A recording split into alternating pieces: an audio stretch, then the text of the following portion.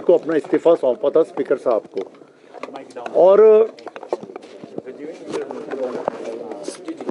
Speaker साहब को हमने अपना इस्तीफा सौंप दिया था। और 23 तारीख को हमने जो है पार्टी ज्वाइन कर ली थी, भाजपा पार्टी भी हमने ज्वाइन कर ली।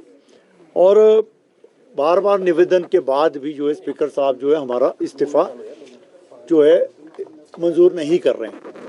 और एक हमें नोटिस प्राप्त हो गया इनकी ओर से, एक लंबा चौड़ा इन्होंने एक कहानी लिख दी उसके अंदर कि आप 3 निर्दलीय विधायक जो है किसी के दबाव में, 4-5 और कांग्रेस के विधायकों ने हमारी कंप्लेंट की है, जो अभी हमें नोटिस प्राप्त हुआ है कि हमें दबाव में ये इस्तीफ़ा दिया है या हमारे पर कोई और किसी का दबाव है। तो हम ये बताना चाहते हैं कि हमने अपने स्वेच्छा से इस्तीफ़ा दिया है, हम पर किसी का दबाव नहीं था और ना ही हमें कोई ल्यूर किया गया। तो ऐसे ऐसे जो आरोप लगाए जा रहे हैं हमारे पर, तो जो कि ये बिल्कुल गलत है। स्पीकर एक कॉन्स्टिट्यूशनल पोस्ट है और स्पीकर जो है अपने किसी के दबाव में आकर के अगर ऐसी नोटिस इश्यू करता है तो वो एक किस्म से लोकतंत्र की हत्या है।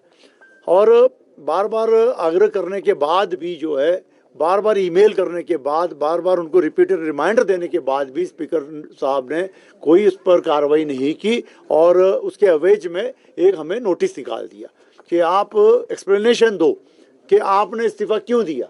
भाई हम इंडिपेंडेंट है, हम किसी पार्टी से बंधे हुए थोड़ी है।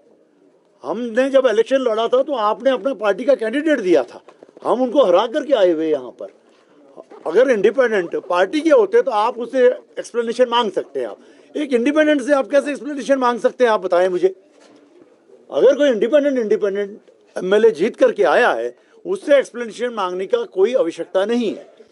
स्ट्रेट फॉरवर्ड जब हमने अपना इस्तीफा दे दिया तो उनको मंजूर करके इलेक्शन कराने चाहिए। अब ये इलेक्शन से क्यों डर रहे हैं, क्या कारण है कि इस्तीफा मंजूर नहीं कर रहे हैं, ये इसी के विरोध में आज हम यहाँ बैठे हैं कि ये लोकतंत्र की हत्या ना करें, तुरंत हमारा इस्तीफा जो है मंजूर करें और पब्लिक मैंडेट लिया जाए, इलेक्शन किया जाए तीनों कॉन्स्टिट्यूंसी में, दूध का दूध पानी का पानी सामने आ जाएगा। मैं पहली बार चुना हुआ विधायक हूं, ना तो इस तरह की राजनीति मुझे करने आती है, ना ही इस तरह के मेरे संस्कार हैं कि मैं इस तरह की खरीद फरोख्त की राजनीति में जाऊं। दूसरी बात, कोई भी ऐसा विधायक नहीं है 9 में से जिसको कोई खरीद सके। अपनी स्वेच्छा से मान सम्मान की लड़ाई है और मान सम्मान की लड़ाई जनता के बीच में जाके लड़ी जाती है। अगर इतना ही प्रदेश सरकार को और मुख्यमंत्री जी को अपने ऊपर भरोसा है तो इस्तीफा मंजूर करें और मुख्यमंत्री जी के गृह जिले से हूं मैं, वहां पे आएं, चुनाव प्रचार करें, लोगों के बीच में जाएं। लोकतंत्र है और लोग ही फैसला करते हैं कि हमने गलत किया कि सही किया है। और अगर हमने गलत किया होगा तो हम हारेंगे और नहीं आएंगे, और अगर सही किया होगा तो लोग इनको बताएंगे कि क्या इनके कर्म है, जो इनको कर्मों का जो लेखा जोखा है वो यहीं पे बहुत जल्द देना पड़ेगा। हम या तो पक्ष में होते या विपक्ष में होते। अगर विपक्ष में होते तो शायद जोर से अपनी आवाज उठा सकते थे, जो भी चला हुआ था, लेकिन हमने बड़े पेशेंटली ये सोचा कि नहीं, अभी ठीक होंगे हालात, अभी ठीक होंगे। हमने बहुत कोशिश की, बहुत इंतजार किया। और आप खुद सोचिए कि जब माननीय मुख्यमंत्री जी बोलते हैं मैं गरीब आम परिवार से हूं, हम लोग भी आम परिवारों से उठे हुए हैं, हमारे भी कोई लेगेसी नहीं है पीछे, अब खुद के दम पे आए हैं, लोगों के आशीर्वाद से, महादेव की कृपा से यहाँ तक पहुंचे हैं। लेकिन जो गरीब परिवार से व्यक्ति अगर इतने उच्च पद पे बैठता है और इतना अहंकारी हो जाता है कि वो लोगों से विधायकों से मिलना जो 1 लाख लोगों को रिप्रेजेंट कर रहे हैं, उनसे मिलना भी उचित ना समझे, तो मैं समझता हूं वो लोकतंत्र की हत्या तो अगर किसी ने की है इस प्रदेश में तो मुख्यमंत्री जी ने की है। और जब ये राज्यसभा के चुनाव हारे, मैं तो समझता हूं कि नैतिकता के आधार पे इनको इस्तीफा देना चाहिए था और इन्हीं की पार्टी को कोई और लीडर अगर कोई, शायद मैं समझता हूं कि अगर किसी और को ये बनाते तो ये स्थितियां तब भी सॉर्ट आउट हो सकती थी। लेकिन तब भी इनको इतना मोह है इस कुर्सी से कि ये कुर्सी डूब जाए लेकिन ये छोड़ेंगे नहीं। हमने अपनी मर्जी से, स्वेच्छा से विधानसभा के सदस्य से इस्तीफा दिया 22 तारीख को। नॉर्मली जो होता है इस्तीफा जो होता है 24 घंटे के अंदर जो माननीय अध्यक्ष महोदय होते हैं विधानसभा के, स्वीकार करते हैं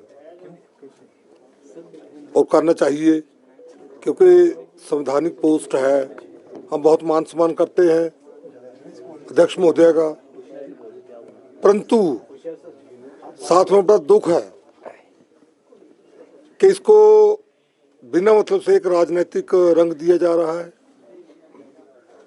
ठीक है, हम मानते हैं स्पीकर भी एक पार्टी से होते हैं पहले, जब विधानसभा का अध्यक्षों को बना दिया जाता है तो वो सब सदस्य जो होते हैं सबके संरक्षक बन जाते हैं।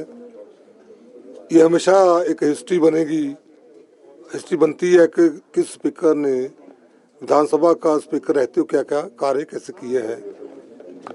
जो पहले उनका कार्य उस पर मैं प्रश्न नहीं करना, अच्छा कार्य वो अच्छा वो सहयोग दिया उन्होंने, परंतु अब अचानक हमें नहीं समझाता क्यों ऐसा वो कर रहे हैं। ठीक है, उनको जितना करना चाहिए तो उन्होंने कर लिया। एक हफ्ता हो गया, हमने रिमाइंडर भी दिया कि हमारे स्पीकर जो रिजाइन स्वीकार करिए, परंतु अभी तक कोई उसका ना तो स्वीकार तो नहीं किया, परंतु साथ उसके उल्टा हमें नोटिस थमा दिया। उसमें जैसे होशियार जी ने बताया कि उसमें अलग अलग बातें हैं कि आप प्रेशराइज हो रहे हैं, आपको राज्यसभा में ऐसे वोट डालिए, आपने आपको इग्नोर किया गया, ये किया वो किया गया। तो मैं आप सबके माध्यम से और तीनों की तरफ से कहना चाहता हूँ कि दुनिया की कोई ऐसी ताकत नहीं है जो हमें प्रेशराइज कर सके, एल्योर कर सके।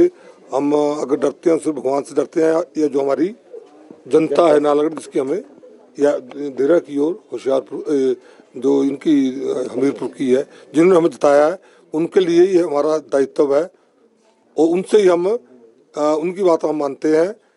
तो इसलिए किसी पॉलिटिकल पार्टी का प्रेशर हमारे ऊपर नहीं था ना है।